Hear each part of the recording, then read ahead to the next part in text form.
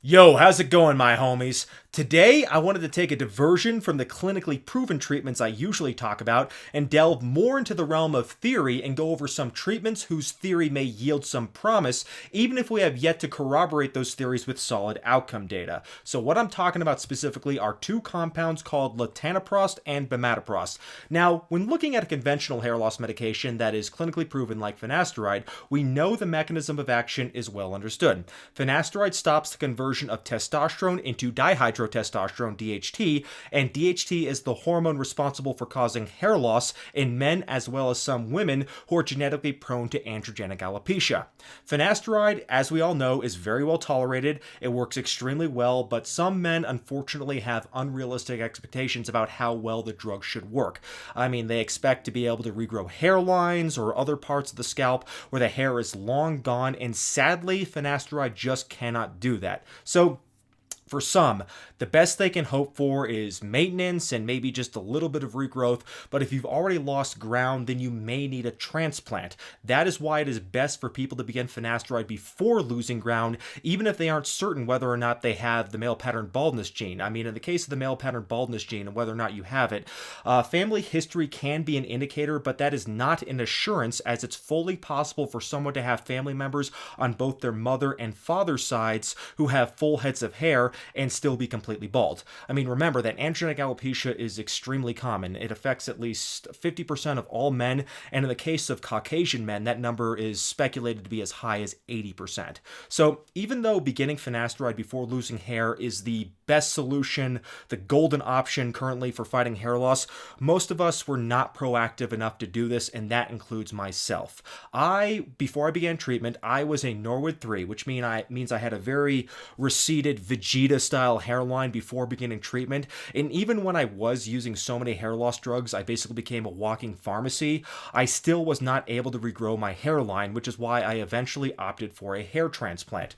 Not everybody can afford a hair transplant though, so they'll turn to pharmaceuticals to stack with finasteride in hopes for regrowth. Now, the best option when it comes to adding something to finasteride is usually minoxidil, as minoxidil 5% is like finasteride in the sense that it is an FDA-approved medication for treating hair loss in men as well as women. And even though it is not a viable standalone treatment due to it not addressing the issue of DHT on the scalp, it is nevertheless an excellent adjunct treatment, as studies have shown using a combination therapy of minoxidil and finasteride is more effective than using a monotherapy of either drug.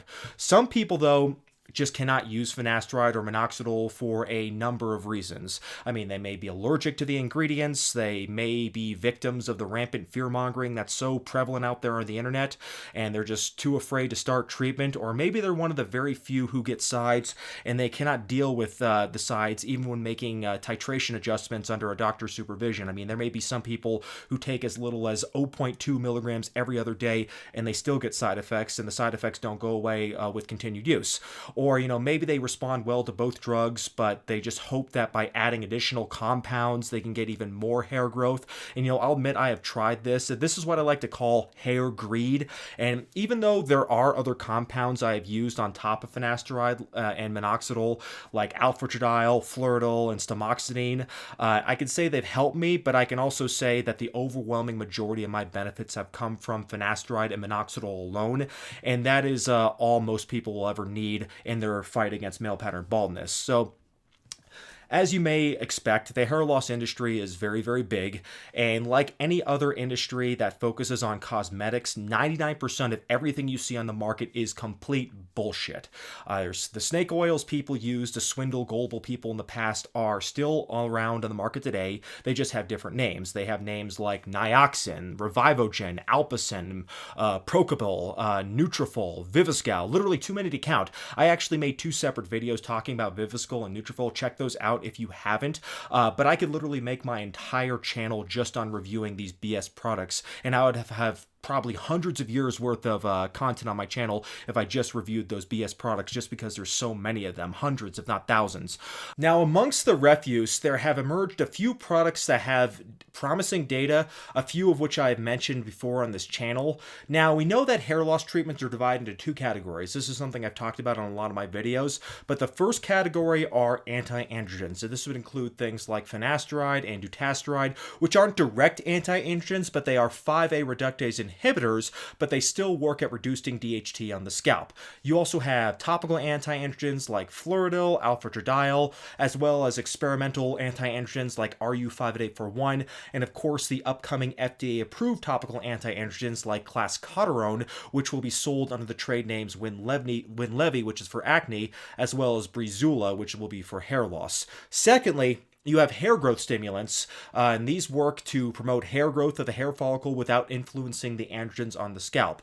Minoxidil is the most effective and clinically proven amongst hair loss drugs in this category, but there are also other hair growth stimulants that are a little obscure, but they still have some okay evidence, like stamoxidine, adenosine, and redensil. Although, like I said, the evidence on these latter drugs is inconclusive, as the research is sometimes biased, or it shows mixed results, and often the availability of these drugs is a problem due to high pricing or a lack of availability in your country.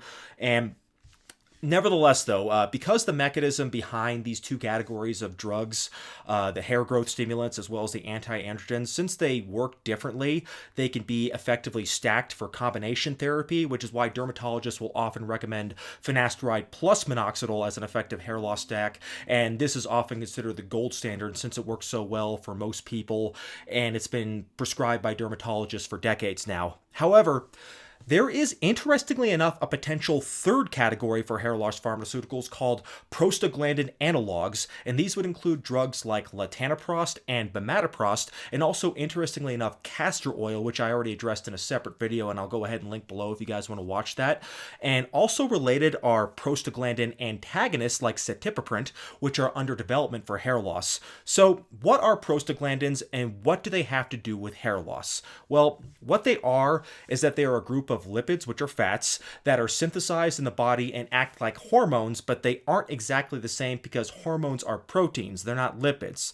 So there are many different prostaglandins, and they are labeled with different letters of the alphabet, and the ones we're most interested in are prostaglandins D, E, and F, which will henceforth be called PGD2, PGE2, and PGF2A. Sorry about that. Overall, prostaglandins are involved with inflammation in the body. For example, aspirin works by blocking a step in prostaglandin synthesis and thus reduces inflammation.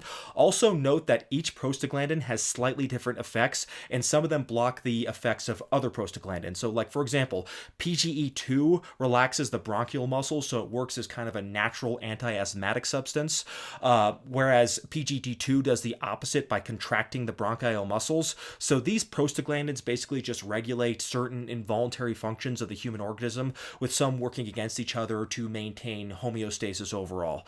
But what do prostaglandins have to do with hair loss? What is the theory behind this? Well, we know from studies that PGD2 is more elevated in the scalps of bald people compared to people who have hair. Several studies done on mice show that PGD2 can inhibit hair growth. On the other hand, prostaglandin PGE2 and PGF2A have been shown to enhance hair growth in mice. An interesting thing to point out about this is that PGD2 synthesis is affected by androgens and estrogens, which may be a hypothetical link between PGD2 and androgenic alopecia, since we know that scalp hair is adversely affected by androgens in people with androgenic alopecia.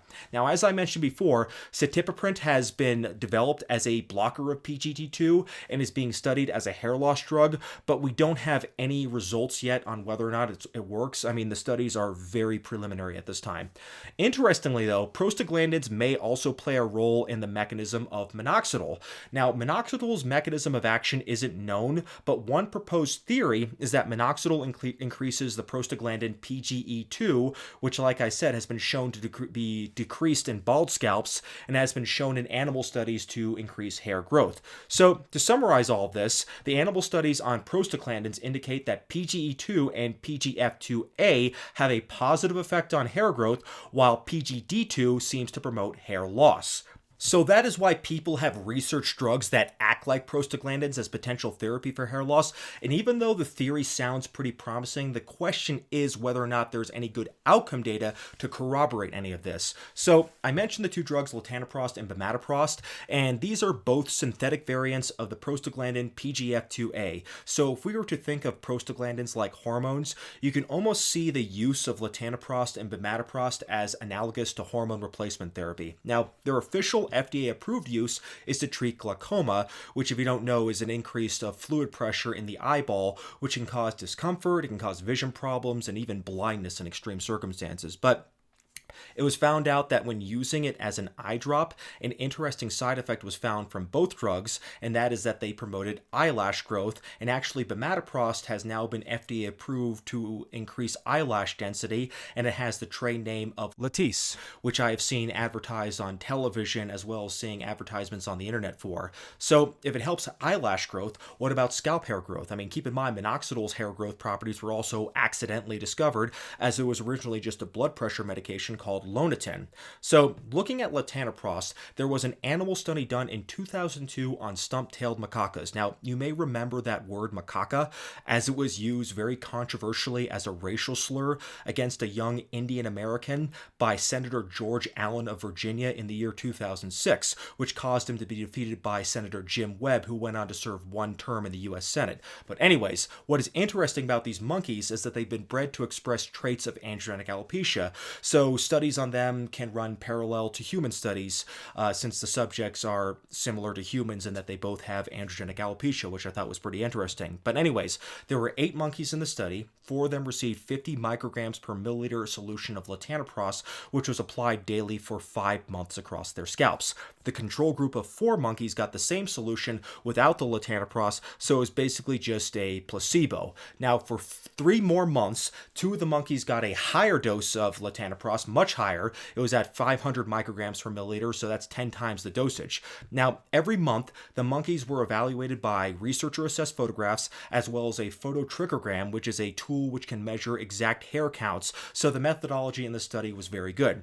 Now, for the 4 monkeys who were on 50 micrograms per milliliter of latanoprost, the researchers said they got only minimal results. But the 2 monkeys on 500 micrograms per milliliter saw moderate to marked hair growth with a 5 to 10% conversion of vellus hairs into intermediary or terminal hairs. So what that means is that vellus hairs are weak, they're usually colorless hairs that rarely experience any significant growth, while terminal hairs are more like normal hairs and they just grow normally, and intermediary hairs, as the name suggests, are somewhere in between those two. Now, an important thing to point out with the dosing of latanoprost in the study is that the 50 micrograms per milliliter that was used for 4 of the monkeys, which resulted in only minimal hair growth, is the equivalent of the 0.005% solution, which is what is available commercially. So even if we were to go by this study, it's not clear if the commercially available latanoprost is strong enough to yield any statistically significant results. I mean, there are more powerful solutions that are available on the gray market,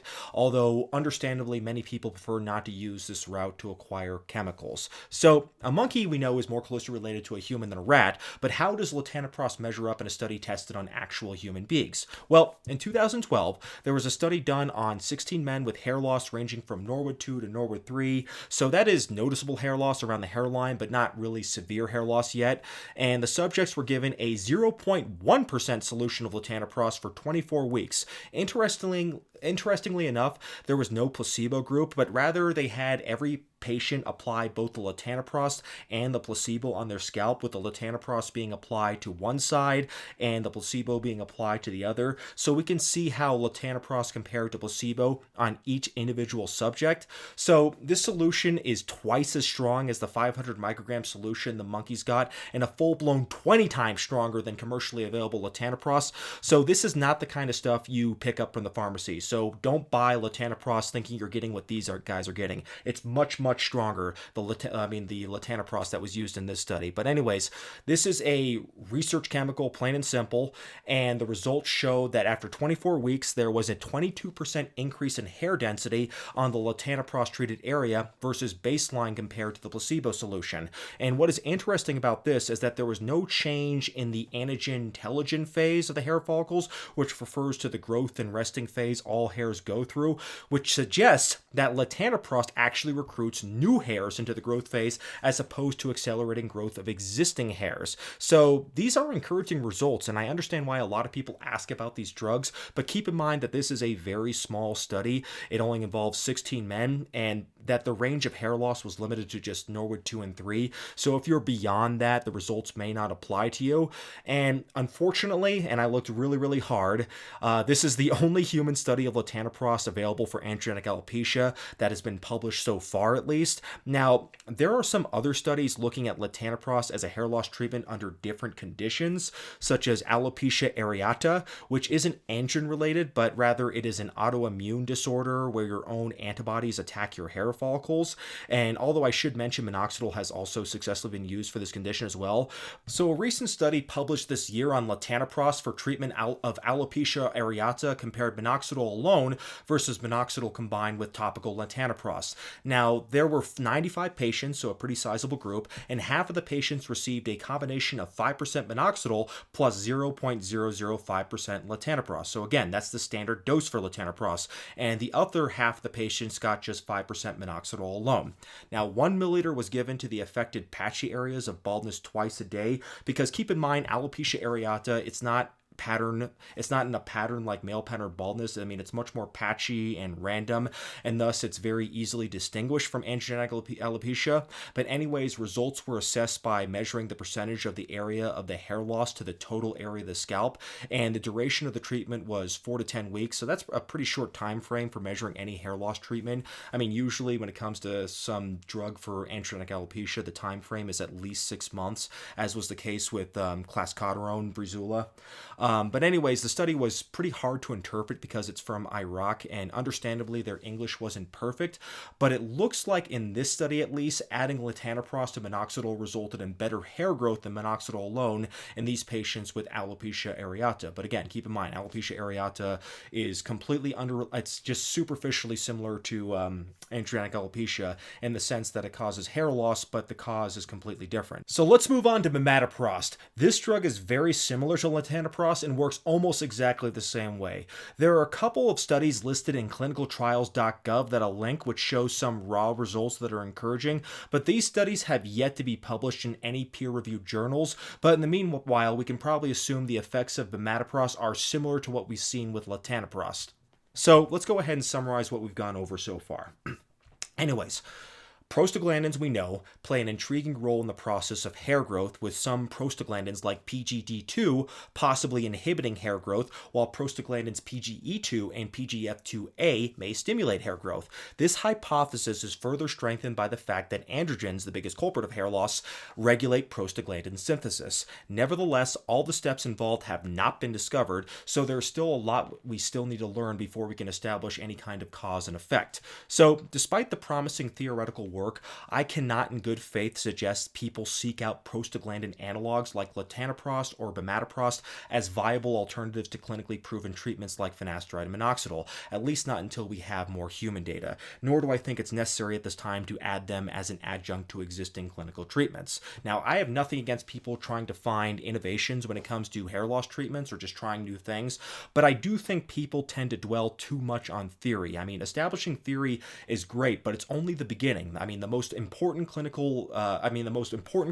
for treatment is if the damn thing works at all to begin with. And to show a drug works, you need to go through the hard work of testing it using high-quality studies like double-blind randomized prospective control trials where you have sizable control and treatment groups, and both the patients and the investigators are blinded to which group is which. I mean, this is done to avoid potential bias and to prove that any differences between the groups are not just due to chance. Now, establishing cause and effect through mechanism is interesting, testing, and it provides a better understanding of how we can better develop drugs in the future, but it is actually completely irrelevant when it comes to whether or not a drug works. I mean, for example, we still don't know why minoxidil works, but it's still FDA approved for hair loss because it passed a series of arduous, very expensive trials that prove it's both safe and effective. And ultimately, so long as it works and so long as it's safe, why should consumers give a damn about how it works? I mean, all they care about is whether or not it works and whether or not it's safe, right?